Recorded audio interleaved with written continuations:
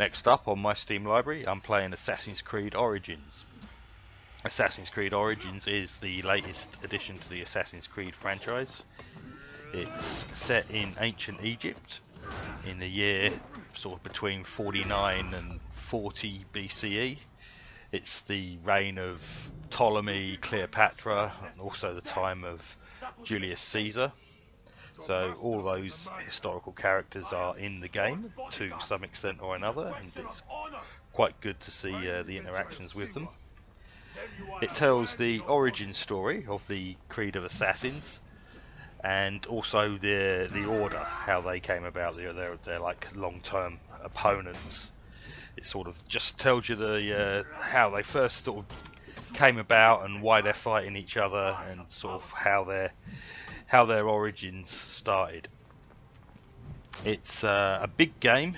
It's got a massive map and lots of activities and side quests, as well as the main story quests, so there is a hell of a lot to do.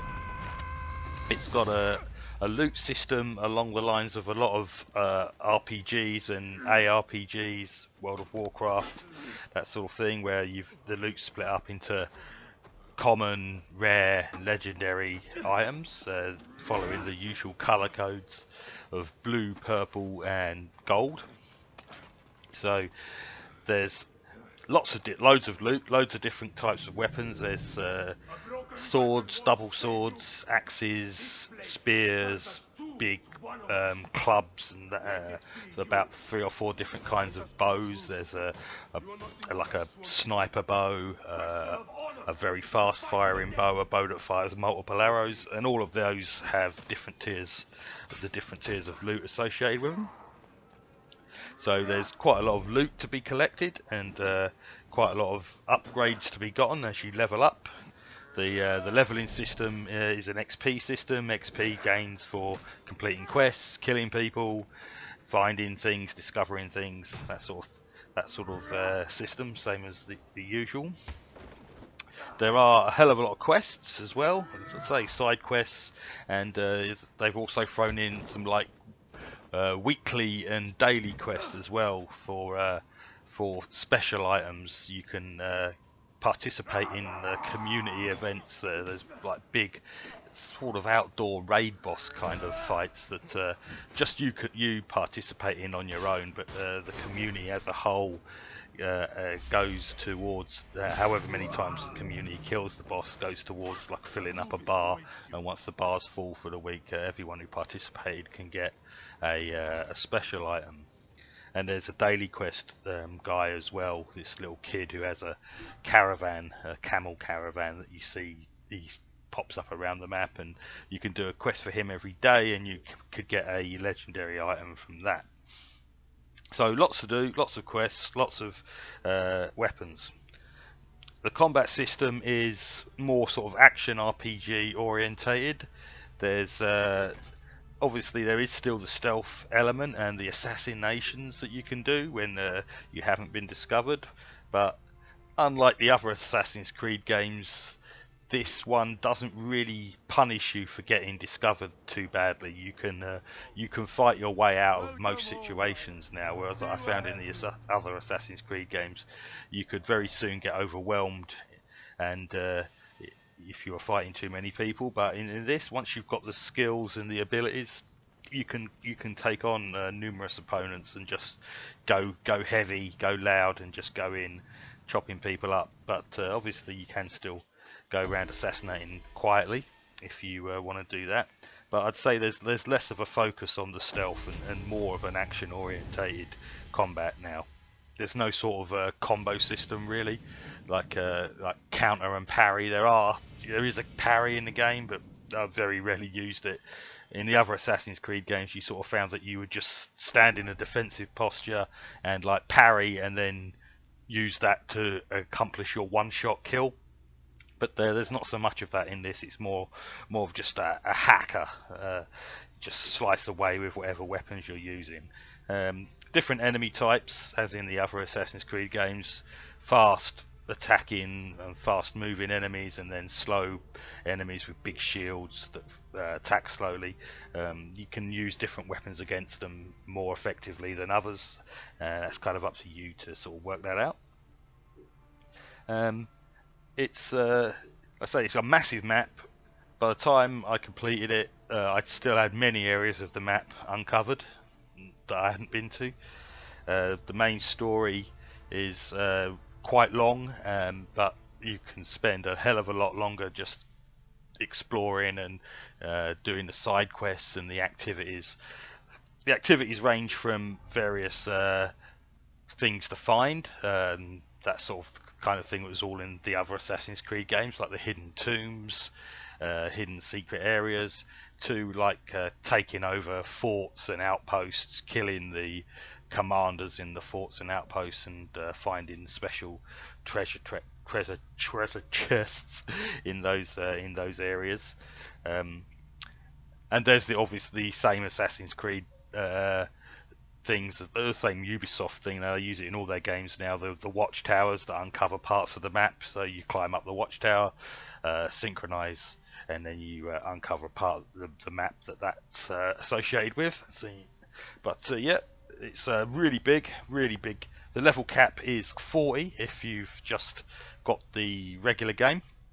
You can still level, or you can still get experience after that, and when your experience bar fills up, you will still get another ability point, and but you won't gain a level, but you can still obviously spend the ability points. Skill tree is pretty good. It's split between like bow skills, melee skills, and sort of then they call it seer, but it's sort of really just various other skills, including your horsemanship and how your fire bombs and other things like that work. But mainly the main abilities you want to be spending is probably your melee and assassination skills, just to get them up. There's a lot of good ones there that really help you out in combat, ways to just after you've killed one opponent, like chain kill another in one shot. They're really useful, and it's one of the things that gives you a good edge once you've leveled up a bit more and got those abilities. All your weapons can be upgraded. So if you've got a nice legendary weapon that like you picked up at level 20 that you want to keep and you enjoy and you want to like use throughout the rest of the game, you can keep it. You can take it to a blacksmith and pay money for it to be upgraded to the stats of your current level. So that's quite good. Or you can just go and find a new one. But if you've got a weapon that you like, you can keep it throughout the whole game. Just pay to get it upgraded.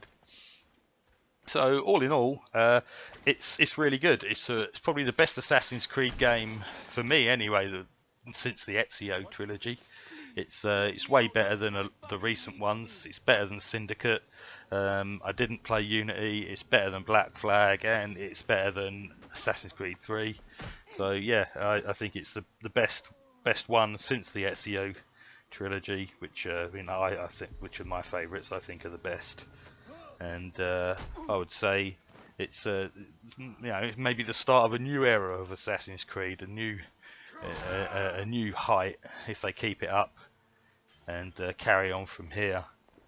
There's very little in the modern world, the Animus side of things, the actual person who's in the Animus. You do get to see who's in the Animus.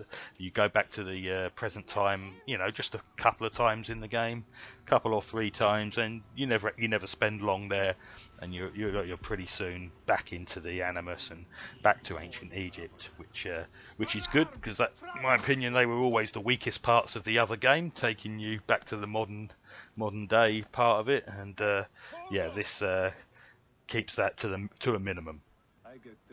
So its full price is $49.99, and that is a lot. That is like top whack, but for the size of it, it probably is worth that. I mean, I'm finished with it, with the main story, and have done a fair few of these side quests in 74 hours total played. And like I said, I am max level 40, but there's still, I think there's like half a dozen areas on the map, big areas that I haven't uncovered, haven't even been to. And there's still quite a lot to do in the areas of the map I have uncovered. So There's a hell of a lot of content there, and that's just with the game. There's DLC. There's 2 lots of DLC out as of the making of this video.